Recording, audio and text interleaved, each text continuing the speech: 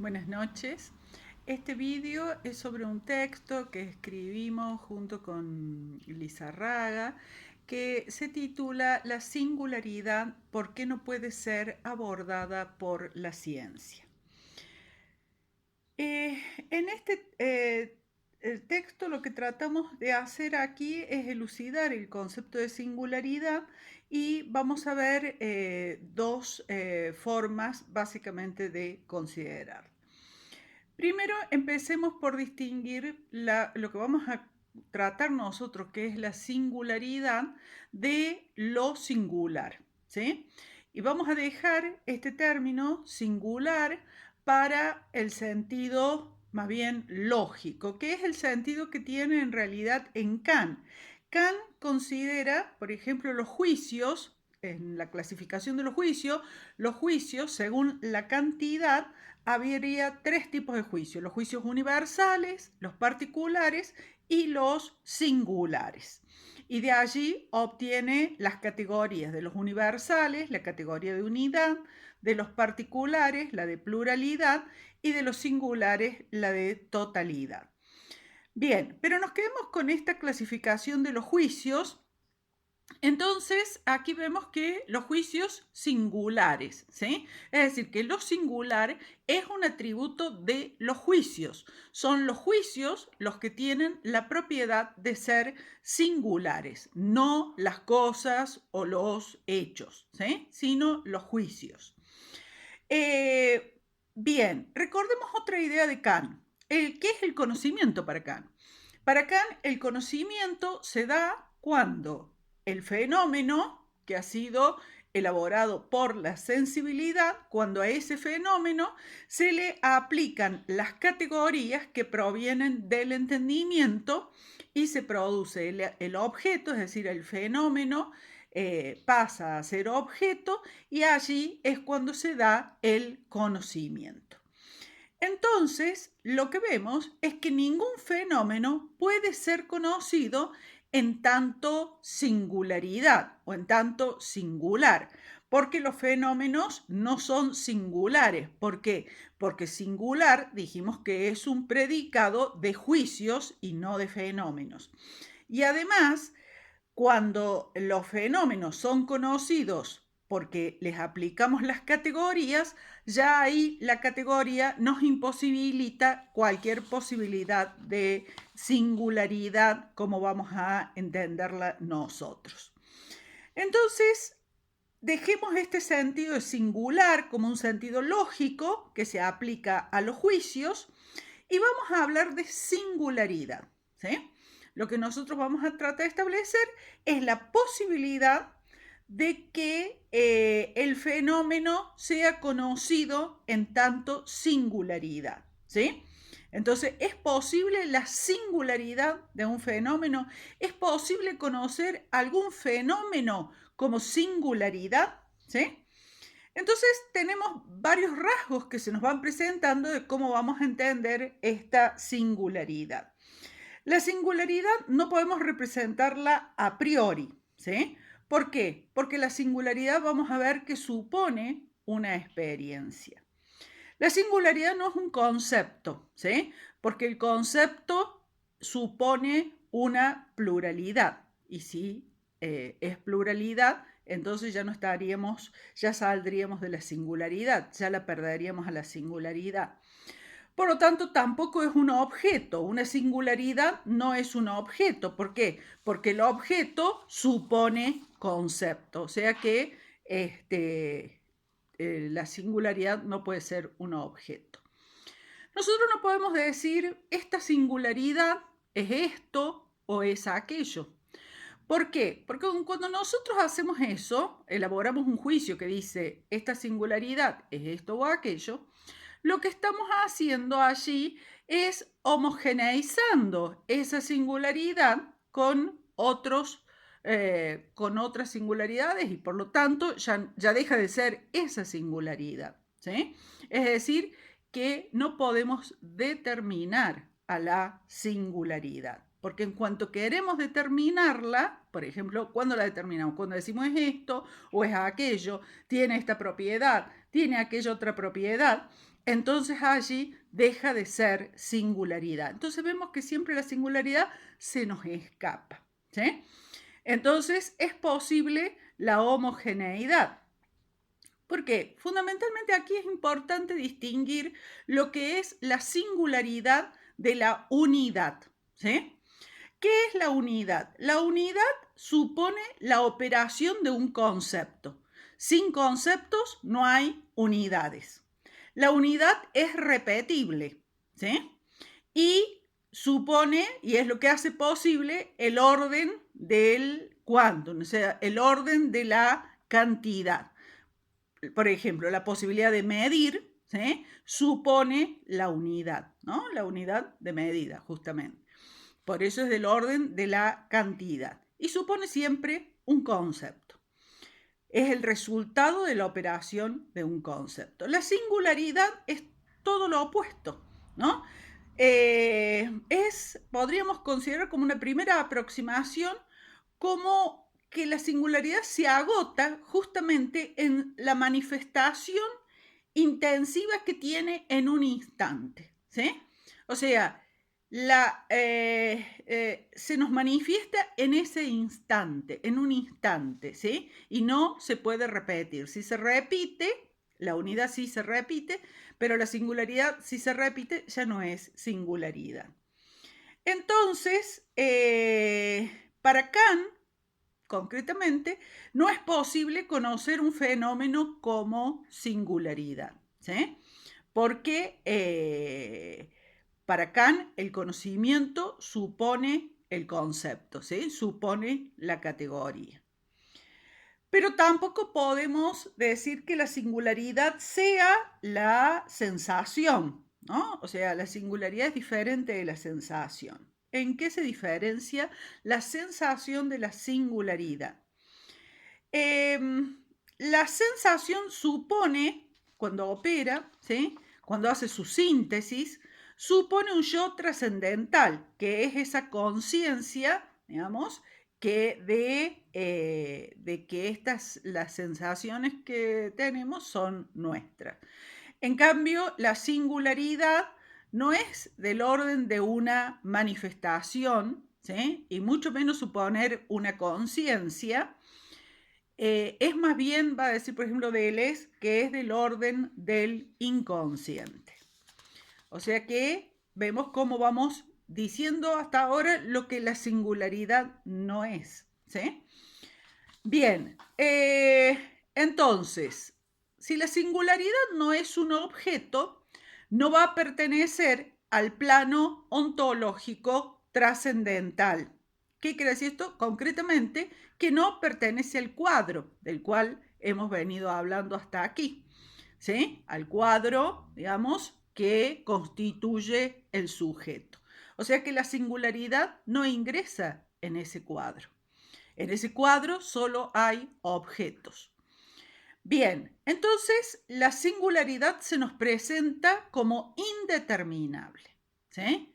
No es, tampoco debemos confundir la singularidad con un individuo, con lo individual. Más bien, el individuo es el resultado de una operación también conceptual, como la unidad, ¿sí? Y es la singularidad es más bien preindividual, ¿sí? O totalmente distinta de lo individual. Entonces, acá cabe preguntarnos si la singularidad no sería lo nouménico. Recordemos que Kant plantea una diferencia entre el fenómeno y el noumeno, ¿sí? El fenómeno es a lo que podemos aplicarle las categorías y conocerlo. En cambio, el noumeno es ese límite del conocimiento y es lo que las cosas realmente son, ¿sí?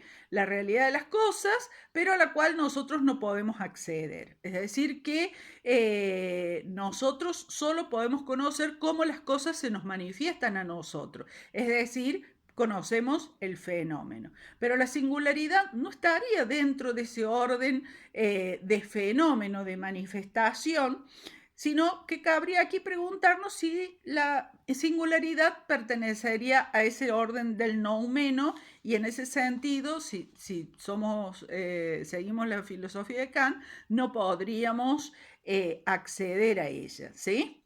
Entonces, la pregunta que aquí nos planteamos es cómo considerar la singularidad si nuestros modos de consideración implican la norma, la regla, lo homogéneo, lo regular, ¿sí?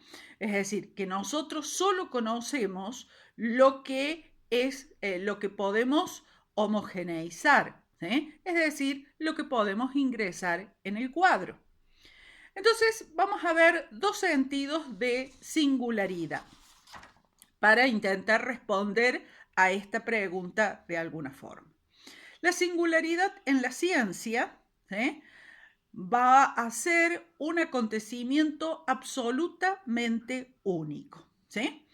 La singularidad en la ciencia significa que no se cumplen las leyes del sistema, ¿sí?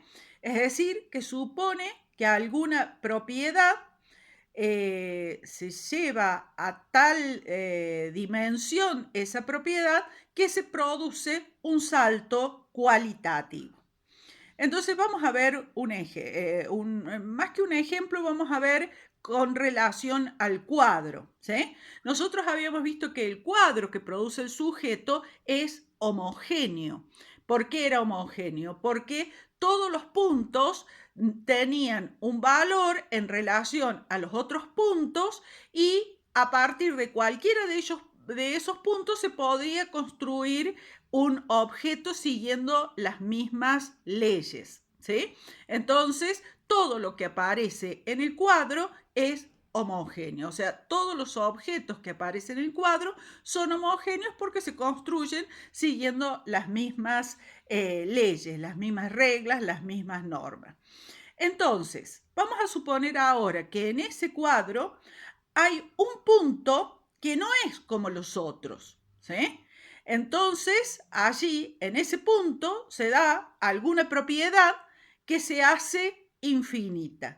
Entonces, en ese punto no se cumplen las leyes del sistema. Es decir, que en ese punto no se da lo que se da en todo el resto del cuadro. Entonces, eso es una singularidad para la ciencia. Hay distintas formulaciones, hay distintos autores en distintas áreas, pero básicamente esa es la idea de singularidad. Se le ha caracterizado, por ejemplo, a la singularidad algunos autores como la singularidad tecnológica o la singularidad de la información, ¿no? ¿Qué significa aquí? Aquí tenemos que es un momento futuro en el que una cultura tecnológica sufre una aceleración del progreso a partir del cual no se puede predecir, ¿sí? Es decir, que la singularidad tiene que ver con lo que no se puede predecir. Es decir, por ejemplo, hay una cantidad de información que se vuelve infinita, ¿sí? Hay una cantidad infinita de conocimiento en un lugar finito y eso provoca un salto cualitativo, por lo cual no se puede hacer ninguna predicción, no es previsible por las leyes del sistema. Es decir, que las leyes del sistema no me permiten a mí decir cómo se va a comportar, digamos, algún aspecto o alguna propiedad. Por lo tanto, fíjense que la singularidad en la ciencia tiene que ver con lo no predecible a partir de las leyes del sistema, ¿sí? Entonces, nosotros en el cuadro sabemos cómo se van a comportar todos los objetos. Podemos predecir el comportamiento de todos los objetos porque todos los objetos han sido construidos homogéneamente desde las reglas del sistema, o sea, las reglas que constituyen el cuadro. Pero si hay un punto que no cumple esas leyes, ¿sí?, entonces ese punto nosotros no podemos predecir porque no es homogéneo, no respeta las leyes de ese sistema, o sea, las leyes del cuadro. Entonces, la singularidad se presenta aquí como un problema epistemológico, ¿sí? Porque tiene que ver con la imposibilidad de la predicción. ¿Y por qué no se puede predecir? Porque se da justamente un posibilismo infinito. Es decir, ya nosotros vimos lo que era el posibilismo, hay muchas posibilidades, infinitas posibilidades de comportamiento de ese objeto en ese punto, digamos, y por lo tanto no podemos decir cuál de esas posibilidades se va a efectivizar, porque todas esas posibilidades tienen justamente la posibilidad de efectivizarse. Entonces, no podemos proyectar las regularidades que tenemos por nuestras teorías, porque nuestras teorías, que son las reglas con las cuales se construye el cuadro, nos permiten decir, bueno, cómo se van a comportar los objetos, que es la regularidad que nosotros obtenemos. Pero en ese punto no funcionan, por lo tanto no podemos proyectar esas regularidades a ese punto. Entonces surge la pregunta de si nuevas teorías podrían hacer desaparecer estas singularidades. Y en ese caso estamos planteando la singularidad como un límite de nuestro conocimiento. Entonces, habría que ver si eso es posible, ¿sí? O si efectivamente es el mismo cuadro que contiene esa infinitud de posibilidades dentro de su trama. Hay un autor que se llama Taleb, que citamos ahí en el trabajo, que tiene un texto que se llama El Cisne Negro y que considera ciertos sucesos como raros, que tienen un impacto extremo, y la predictibilidad solo es retrospectiva. ¿Qué quiere decir esto? ¿A qué se refiere con raro? ¿No? Raro es justamente lo diferente de lo normal. O sea, raro es lo que no es normal. Es decir, que lo raro es lo que está fuera de lo esperable según nuestros criterios. ¿Sí? Habíamos dicho que otra característica de estos sucesos es que la predictibilidad es retrospectiva. Entonces, ¿qué significa eso? Que solo podemos explicar el hecho luego que ese hecho ha sido dado, pero no lo podemos predecir. ¿Sí? Entonces, esos rasgos son justamente rasgos de lo que es la singularidad en la ciencia y que Taleb llama de cisne negro. ¿Sí? El cisne negro justamente es eso, es un hecho raro, porque no se puede explicar con las leyes del sistema, no se puede predecir, ¿sí? Solo lo podemos darlo cuenta después de que se ha dado, pero no adelantarnos y predecirlo. Hay una cita de Taleb que a mí me gusta mucho, que dice, los seres humanos necesitamos la categorización, pero esta se hace patológica cuando se entiende que la categoría es definitiva. Es decir, nosotros prácticamente no podemos acceder a las cosas sin las categorías. Y en eso Kant tiene razón, llevaría la razón. ¿Cuándo surge el problema? Cuando nosotros creemos que esas categorías son definitivas. ¿Sí? Entonces, allí estamos, Taleb va a decir, eso es patológico. Esto nosotros ya lo hemos visto, ¿no? En esta idea, ¿no? Del problema de considerar, ¿sí? Nuestras categorías como definitivas, ¿sí? Recuerden la frase que ya vimos en el artículo del posibilismo ontológico. Toda fijeza es momentánea. ¿Sí? Entonces, allí la frase esta de Octavio Paz, ¿no? Entonces, toda fijeza es momentánea. Es decir, cuando nosotros creemos que una fijeza, que es lo que hace justamente una categoría, fijar, ¿sí? Cuando creemos que es definitiva, ya estamos en el orden de lo patológico. Entonces, por varias razones, categorizar produce siempre una reducción. Nosotros tenemos una gran complejidad y cuando categorizamos, es decir, cuando damos cuenta, cuando ponemos conceptos, cuando decimos es esto, cuando determinamos conceptualmente, estamos haciendo una reducción de esa complejidad. Solo conocemos lo regular. ¿Qué quiere decir eso? Que solo conocemos lo que supone conceptos. Lo que no podemos conceptualizar es porque no hay ahí conocimiento. Si no podemos poner conceptos, no hay conocimiento. Y lo regular tiene que ver con esa capacidad nuestra de poner conceptos.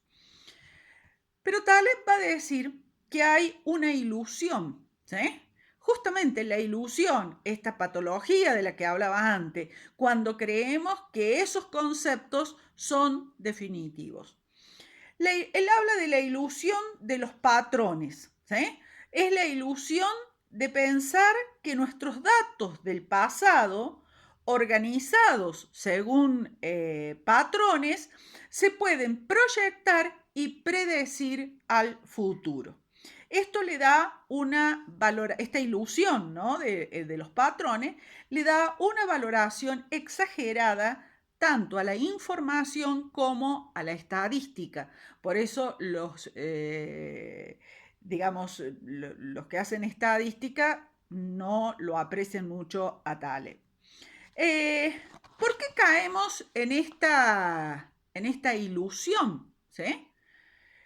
Porque justamente nos sentimos más cómodos, dice Taleb, con la creencia de que vivimos en un mundo que es estructurado y que se puede predecir.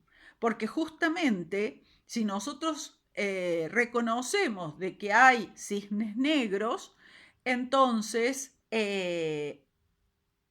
vamos a entrar en una incertidumbre. Y la incertidumbre siempre genera angustia. Entonces, la comodidad nos lleva a creer que comprendemos, ¿sí? A creer que conocemos en el sentido de que estas categorías son definitivas, ¿sí? Nosotros habíamos visto el ejemplo del reloj cuando vimos el positivismo ontológico y pensamos que decir esto es un reloj, ¿sí? ¿Se acuerdan cuando teníamos el objeto? El reloj, esto es un reloj, entonces es decir, esta categoría es definitiva, esto es un reloj siempre, aquí, ¿sí? Aquí, más tarde, luego, siempre, funcione, no funcione. Pero justamente en el posibilismo ontológico lo que vimos es que no es así, ¿sí? Porque nosotros podemos producir un vaciamiento de significado y lo que es un reloj en una consideración puede ser un pisapapel en otro, puede ser un arma en otro, puede ser diferentes cosas, ¿sí? Puede ser un proyectil, puede ser distintas cosas. Entonces, la fijeza siempre es momentánea. Si yo creo que la fijeza es definitiva, la fijeza es la que establecen las categorías. Si la fijeza es definitiva, si yo creo eso, eso es lo que critica Taleb. Yo me siento cómoda de que eso sea siempre un reloj, ¿sí? Pero esa comodidad mía me da esa ilusión de que estoy comprendiendo. Y en realidad no es así. Eso es lo que es la singularidad entonces con respecto de la ciencia, cómo la singularidad ha sido considerada por la ciencia, como ese límite, ¿sí?, donde no funcionan las leyes del sistema. Pero hay otra consideración que vamos a tener presente y que está muy ligada a Duchamp, porque de hecho Duchamp adhería a esta idea, que es la de la patafísica. La patafísica lo que hace es interrogar al fenómeno sin determinarlo. ¿Cuál es el origen de la patafísica? El origen es una obra que Alfred Harry escribe cuando tenía 15 años, que la obra se llamaba Ubu Rey, ¿sí?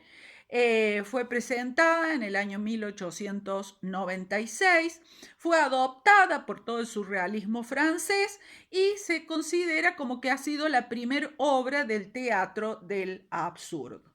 Los admiradores fundan una ciencia que es la patafísica. ¿Y qué es lo que hace esta ciencia o qué estudia esta ciencia? Soluciones imaginarias, así la definen, ¿sí? Entonces, para un patafísico, toda regularidad es contingente, ¿sí? ¿Qué quiere decir esto que toda regularidad es contingente? Justamente, la ciencia escapa de la contingencia. ¿Qué quiere decir contingencia? Que a veces de una forma y a veces de otra. Si nosotros decimos que hay regularidad, la regularidad se opone a la contingencia, ¿sí?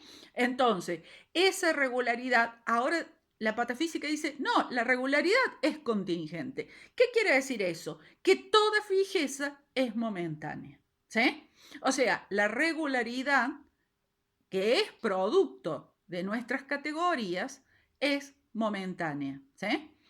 Bien, y esto tiene que ver, por supuesto, con el posibilismo ontológico, porque esto ¿qué quiere decir? Que todo es posible, ¿sí? La ciencia es una solución más, pero no es la única, ¿sí? Y lo que tiene la ciencia es que es la solución cómoda. Aquí coinciden tanto Taleb como la patafísica en considerar la comodidad de la ciencia. Hay o sea, la ciencia nos saca de la incertidumbre, ¿sí? Nos da esa comodidad, porque la incertidumbre siempre es incómoda. Bien, tenemos que aquí distinguir, en este sentido de la patafísica, la singularidad de la excepción, ¿sí? La excepción siempre es juzgada desde la norma. La excepción supone una norma y que esa norma en un punto no se cumple y esa es la excepción. Es excepción con respecto a una norma. La singularidad no tiene nada que ver con la excepción, es un concepto distinto, porque la singularidad no supone la norma, ¿sí? Cada cosa, cada hecho es considerado desde su singularidad y no desde la norma. O sea que singularidad y excepción son distintas. Bueno, estos admiradores que fundan esta ciencia de la patafísica también fundan una especie de colegio de patafísica y que inclusive tuvo sus seguidores en Argentina, ¿sí? Tuvo una especie de sede, digamos, en Argentina. Entre los seguidores se encuentran Duchamp, Miró, Humberto Eco, ¿sí? Bien, entonces, ¿cuál es el objetivo de la patafísica? Eliminar todas en su consideración al fenómeno, ¿no? No eliminarlas por prohibirlas, sino cómo vamos a considerar el fenómeno, cómo vamos a interrogar al fenómeno, sin estructuras, sin coherencias, ¿sí? Sin mandatos. Fíjense cómo aquí nosotros rompemos con esta idea de la coherencia, ¿sí? Recordemos también lo que decía Haraway, ¿sí? Cuando hablábamos del cyborg, o sea, la contradicción, ¿sí? No temerle tanto a la contradicción. Aquí se acude al arte, ¿sí? La patafísica está ligada al arte, a la creación, ¿sí? A la creatividad. Crea universos posibles, ¿sí? Y que esos universos posibles nunca están determinados ni acabados. ¿Qué quiere decir eso? Que nunca están cerrados totalmente, son universos abiertos, posibles, que se pueden modificar constantemente. La patafísica cuestiona la semejanza, nosotros ya habíamos visto esto de cuestionar lo autoidéntico y de también buscar la homogeneidad que tiene que ver con la semejanza, que produce la semejanza y la coherencia. Interroga entonces al fenómeno sin determinarlo. ¿Qué significa eso? ¿Cuándo determinamos nosotros el fenómeno? Cuando decimos es esto o aquello, ¿sí? Es decir, cuando elaboramos un juicio. Cuando yo digo esto es un reloj, ¿sí? Estoy determinando a ese ser, ¿sí? A ese fenómeno. Estoy determinándolo porque le estoy diciendo que tiene las propiedades de ser un reloj, de dar la hora, de tener manecillas que se mueven, ¿sí? Entonces, lo estoy determinando.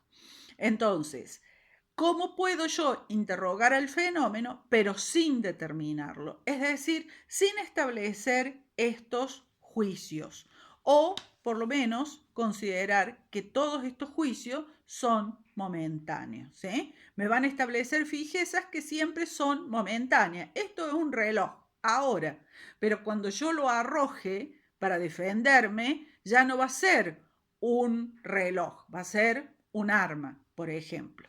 ¿Sí?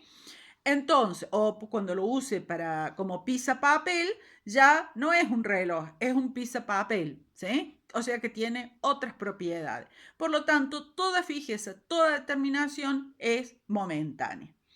A mí me gusta una frase de un patafísico que dice, toda existencia definida es un escándalo. ¿Sí? Es decir, justamente esto, ir a esta idea de que, ¿qué quiere decir? Existencia definida, es decir, determinada por conceptos. Bien, cuando decimos de una existencia, es esto o es aquello, ¿sí? Es una mujer, es un hombre, ¿sí? Estamos determinando una existencia, ¿sí? Le estamos poniendo un predicado, una propiedad. Entonces, en síntesis, ¿cuáles son las dos características de la singularidad? Desde la ciencia es un accidente no previsto por las regularidades conocidas, por las leyes del sistema. Es un punto en ese cuadro que se escapa, digamos, de esas leyes del sistema y no podemos predecir el comportamiento de lo que allí sucede. Para la patafísica, la singularidad justamente tiene que ver con interrogar en ese instante, que siempre es cambiante, interrogar en su posibilidad infinita sin remitir a una conciencia. ¿Sí? Entonces, eso tiene que ver, o sea que la singularidad para la patafísica es una interrogación, pero no ya desde las leyes del sistema, sino justamente en esa interrogación es tratar de captar ese posibilismo infinito. Bueno, esto es sobre este texto. Nos vemos en próximos vídeos.